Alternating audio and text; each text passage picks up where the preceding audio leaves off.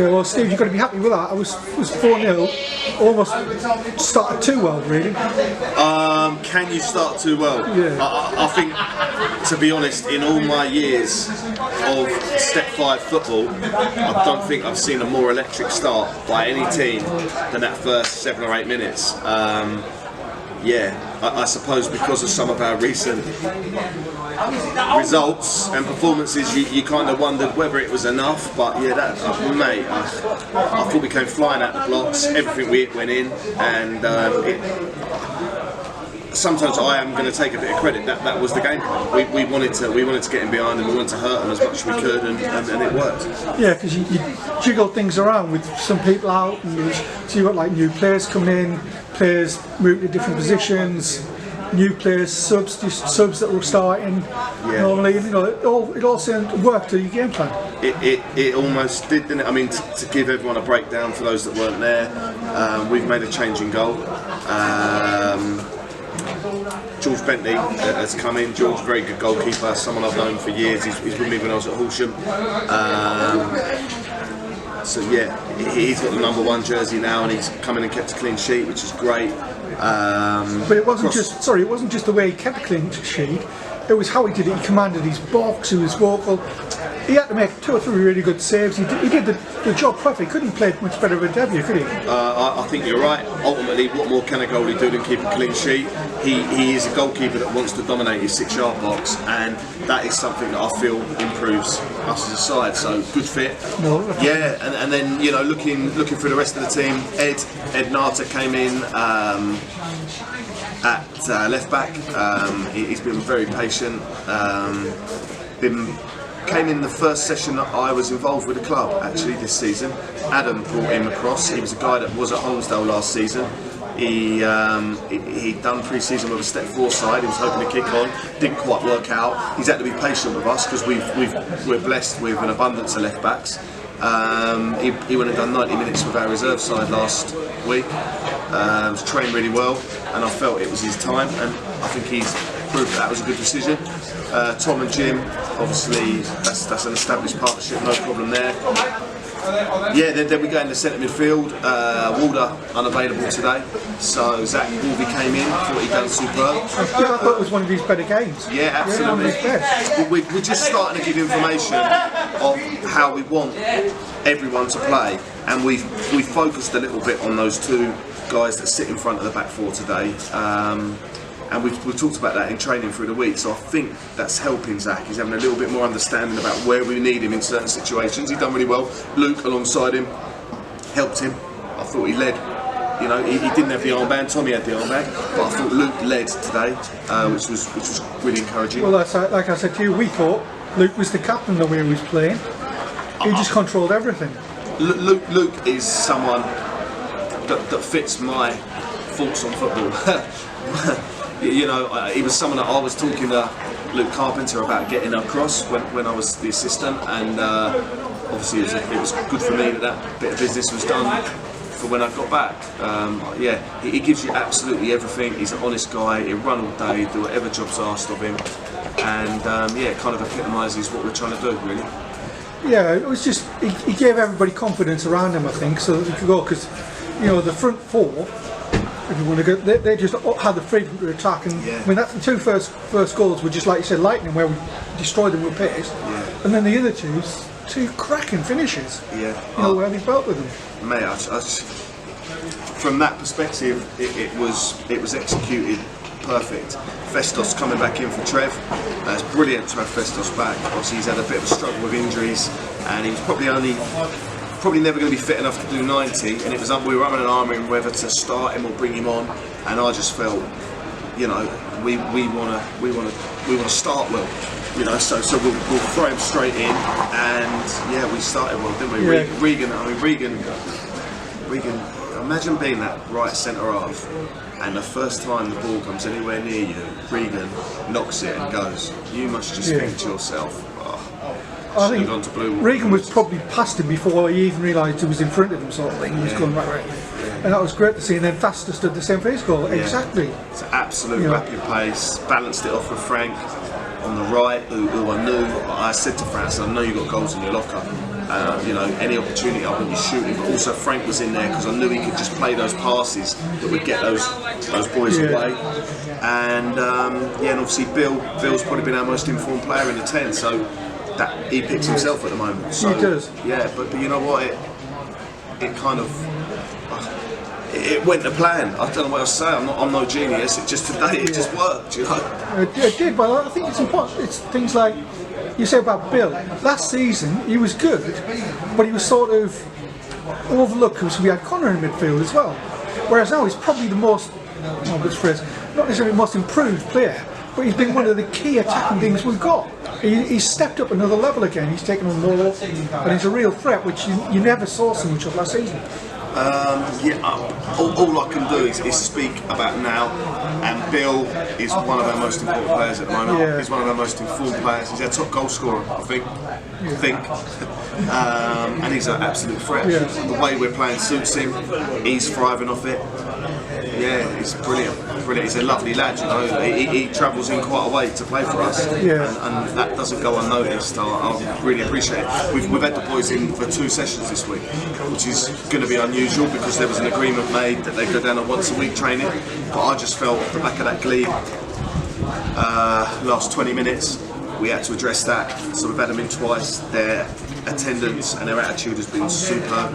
We've been fortunate enough that we've been able to train on the Calderton twice, which is great. It gives us a bit more realism to what we're doing, and I do feel like we've been able to take quite a big step forward this week. Because what is it you said to them? Because that really was just the last 20 minutes, and if not again against League, and if up till then we were destroying them.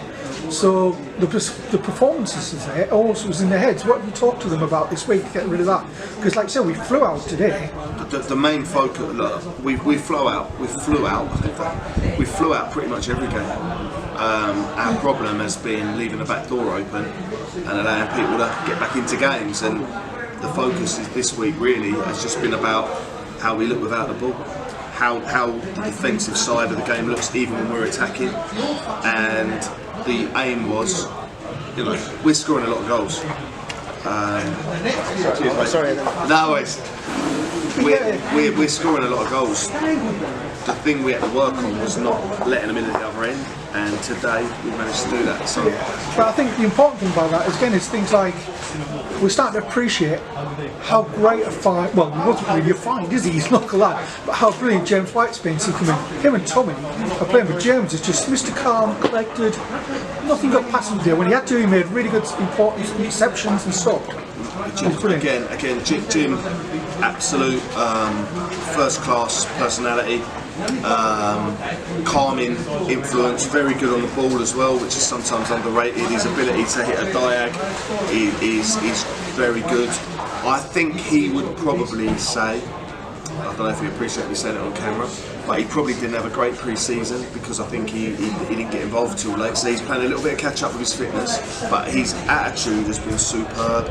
And I think now, as he just starts to get himself match fit, we'll see him go up and up a level. Him and Tom get on well, which is always a good start. Yeah. I switched them today. I'm not going to go into too much detail on that, but I felt that helped. And don't forget, I've got Sigi, who's back now, training first class, played for the reserves last week, chomping at the bit. He played brilliantly against reserves. So I watched him. I've had feedback on that. He's trained really well as well. And on top of that, I've got Dantier. His wife Amy gave birth the night after the Glebe game. So he was in. So again, congratulations, Amy. Little baby boy called Ronnie. But yeah, he'll be back in contention again. So in terms of centre half, and we all know Harry Hudson can slot across as well, and Frank would probably do a job there if he had to. So Walder can actually play. So my point is, I think there's healthy competition, but there's some good partnerships starting to form, and I think that stands us in good stead. Yeah, because like you said, even the way that you've got Harry playing now, he's playing as a right back, which isn't necessarily his best position, but he's doing a really good solid job the way you want him to. What is his best position? I don't know. Exactly. I saw him as a kid playing centre forward and winning it with my Harps, here's the brains behind the operation. Cheers, Harps. Yeah. Cheers, Ollie. But I mean, Harry, I saw him as a kid playing with my son in the same school team as forward. Well, you know, winning us cups and things. So Harry just plays anywhere. That's basically it. Cheers, mate. All the best. I just feel like any team I pick people like Harry Hudson are going to be very high up the list of people that I'm considering, because his qualities, his attitude, his commitment, he put his body on his line. He's not without ability either. I just, and at this moment in time, you know, we've said our fullbacks need to be able to defend 1v1. Harry can defend 1v1, so he ticks the boxes for that. But I think that's what's telling. Actually, you're talking about the depth. The difference between last season and this season, the squad overall is much stronger as a squad. You have Moore coming in, he's a new guy and he's starting to look great. But today, like you say, you've had to bring people in and move them around, and the squad didn't look weakened, the team that's played. So I guess you can, picking your 11 is probably pick 11 to suit that game rather than this is my 11 for the season, I guess. Yeah, I mean, you need a squad to compete on all fronts. How much credit can I really take?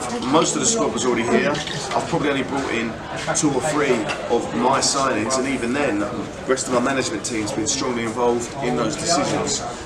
People come to Tunbridge Wells because it's a big club. I'm not having to really make too much effort. People are coming to me because they want to play for this badge, they want to play in front of you guys. Yeah, well, I think that shows that I don't know, people say, well, the starting 11s are much for muchness, and that's true. But I think it's when you can change, you're not weakening the side at all. People come on and people who would start. I think maybe we've got a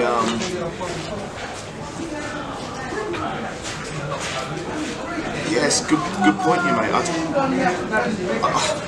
I just want us to have as competitive. I want us to have competition on shirts, and I think we have. The boys that come off the bench today have all more than played the part. What we can't have is be over reliant on 11 people, and then when we have to make subs, everyone's sitting there thinking, oh no, you know. And today, you know, Brad's come on. Fez has run his race. Brad's come on. Done exactly what we asked him. Brad's another local boy, come through the youth section, tremendous attitude, first class, he understands football, he's got a degree in performance analysis, he understands the game. So if I say to him, look, I need you to do this, yeah, got it. You know, then we are able to bring on Mo on his debut. You know, the kid, he's probably just scored one of our goal of the season contenders. And he's got that electric pace that I want from the boys that are playing wide for me. And then JP, I mean, JP is Mr. Tunbridge Wells. The lad bleeds the club, and he's come on to 10 today. He could have come on left back. He could have come on centre half. He could have come on holding midfield.